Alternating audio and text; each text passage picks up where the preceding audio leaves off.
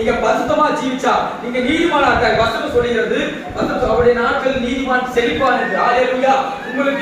உங்களுக்கு செழிப்பு உண்டாகும். ஹalleluya.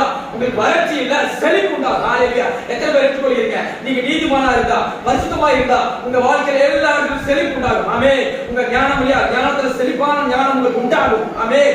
ஆமென். உங்களுக்கு பணம் இல்லையா, செல்வம் இல்லையா, செழிப்பு உங்களுக்கு உண்டாகும். உங்களுக்கு சமாதானம் இல்லையா, வசனம் சொல்கிறது சந்திரன் இருக்கிறவருக்கு சமாதானம் இருக்குமா. ஆமென். எத்தனை பேர் எடுத்துக்கொள்கிறீங்க? நீங்க நீதிமானா பரிசுத்தமா ஜீவித்தா இந்த சந்திரன் இருக்கிற வரைக்கும், சந்திரன் அதாவது இந்த நிலா இருக்கிற வரைக்கும் உங்களுக்கு சமாதானம் இருக்கும். ஹalleluya. எத்தனை பேர் சமாதானம் இல்ல? அப்ப யோசிக்கணும், நீதிமானா யோசிக்கணும். ஹalleluya. நான் பரிசுத்தமா ஜீவிக்கணும் யோசிக்கணும். நீங்க எல்லாரும் எப்பவுமே தேவனுக்கு சரண்டர் பண்ணணும், பாவங்களை அறிக்கை பண்ணணும், பரிசுத்தமா ஜீவிக்கணும். இரண்டாவது பார்த்து நீங்க நீதிமானா ஜீவிக்கணும். ஹalleluya. நீதிமானா ஜீவிக்கிற போது செழிப்பு உண்டாகும், உங்களுக்கு வளர்ச்சி உண்டாகும், உயர்வு உண்டாகும். அது மாத்திரமல்ல உங்கள் வாழ்க்கையில் வந்து பாத்தீங்கன்னா சமாதானம் இருக்கும். ஹalleluya. ஆமென். எத்தனை பேர் சமாதானமா இருக்கீங்க? ஹalleluya. எல்லா கரங்களை தட்டி அந்த மகிழ்ச்சி